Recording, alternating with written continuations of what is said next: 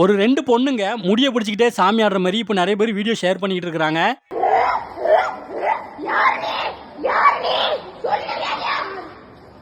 ஒரு விஷயம் நான் இப்போவுமே சொல்லிடுறேன். இப்போ இந்த வீடியோவில் சாமி ஆடுறவங்க கிட்ட நான் பெர்மிஷன் வாங்கிட்டு இவங்களோட முகத்தை ஹைட் பண்ணி பிளர் பண்ணி அங்கே என்ன நடந்தது அப்படின்னு தெளிவாக கேட்டுட்டு தான் நான் அந்த வீடியோவை மேக் பண்ணி போட்டிருக்கிறேன். அதுவும் முக்கியமாக நான் அந்த வீடியோவை போடுறதுக்கு முக்கியமான காரணம் என்ன அப்படின்னா, நிறைய பேர் இஷ்டத்துக்கு வாய்க்கு வந்ததெல்லாம் கமெண்ட் பண்ணுறாங்க. நிறைய பேர் அவங்க ஒரு விதமாக புரிஞ்சுக்கிட்டு தப்பான புரிதலில் வீடியோ போடுறாங்க. அந்த வீடியோக்களெல்லாம் எனக்கு அனுப்பி விட்டு தொடர்ந்து இங்கே என்ன நடக்குதுன்னு நிறைய பேர் கேட்டுக்கிட்டே இருக்கிறாங்க. இந்த மாதிரி ஒரு சில காரணத்தினால நான் கட்டாயமாக அந்த வீடியோ போடணும் அப்படின்ட்டு என்ன நடந்தது அப்படிங்கிறத நான் தெளிவாக சொல்கிறேன். ஆனால் யாருமே தயவு செஞ்சு இவங்களோட வீடியோவை ரொம்ப ஷேர் பண்ணாதீங்க. ஃபேஸ் தெரியுற மாதிரி. இந்த வீடியோவில் 2 பேர் சாமி ஆடுறாங்க. அதில் ஒருத்தங்க ரொம்ப ஆக்ரோஷமா இன்னொருத்தங்க கிட்ட போயிட்டு யார் நீ அப்படின்னு சொல்லி முடிய பிடிச்சி கேட்கறாங்க. வயசு பெண்கள் ரொம்ப ரேரா ஒரு சிலருக்கு வந்து கண்ணி இறங்கும் அப்படின்னு சொல்லுவாங்க. அது நிறைய இடத்துல பார்த்துருப்போம். அதாவது நம்ம குடும்பத்தில் யாராவது கண்ணி வயசுல இறந்துட்டாங்க அப்படின்னா அவங்கள ப்ராப்பரா வீட்டில் வச்சு கும்பிடணும். அப்படி கும்பிடாத பட்சத்தில் அவங்க யார் உடம்புலையாவது வந்து அடிக்கடி கொஞ்சம் தொந்தரவு கொடுப்பாங்க. இது வந்து நிறைய இடத்துல நடக்கும். அதே மாதிரி கொஞ்சம் சாமி ஆடும்போது அவங்க வந்து அழுதுகிட்டே சாமி ஆடுற மாதிரி பண்ணுவாங்க. அந்த மாதிரி கண்ணி இறங்குறது ஒரு பிரச்சனைலாம் கிடையாது. அது ஊர்ல இருக்கிற நிறைய பேருக்கு அந்த மாதிரி இறங்கும். அந்த மாதிரி அவங்களுக்கு சாமியும் கூட இறங்கும். இது வந்து எல்லாருக்குமே தெரிஞ்சிருக்கும் பெரும்பாலும். அந்த மாதிரி ஒரு பொண்ணுக்கு வேற ஏதோ வந்ததுனால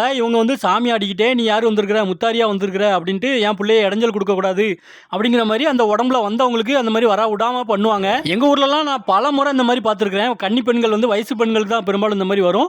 அவங்க வந்து இதே மாதிரி நீ வரக்கூடாதுன்னு சொல்லி விரட்டி விட்டுருவாங்க. அதுக்கப்புறம் சாமி மட்டும் தான் அவங்களுக்கு வரும். அந்த மாதிரி யாருன்னே தெரியாத ஒரு பொண்ணு திரும்ப திரும்ப இவங்க போற டைம்ல அதே மாதிரி வந்திருக்காங்க. வந்து சாமி ஆடுற மாதிரி பண்ணியிருக்காங்க. அதனால இந்த வீடியோல இருக்கிற பாப்பாவுக்கு கண்ணுக்கு தெரிஞ்சிருக்குது இவன் வந்து முத்தாரி வரல வேற ஏதோ வந்திருக்குது அப்படின்ட்டு. அதனால தான் அவ்வளோ ஆக்ரோஷமா சாமி ஆடிட்டு பண்றாங்க.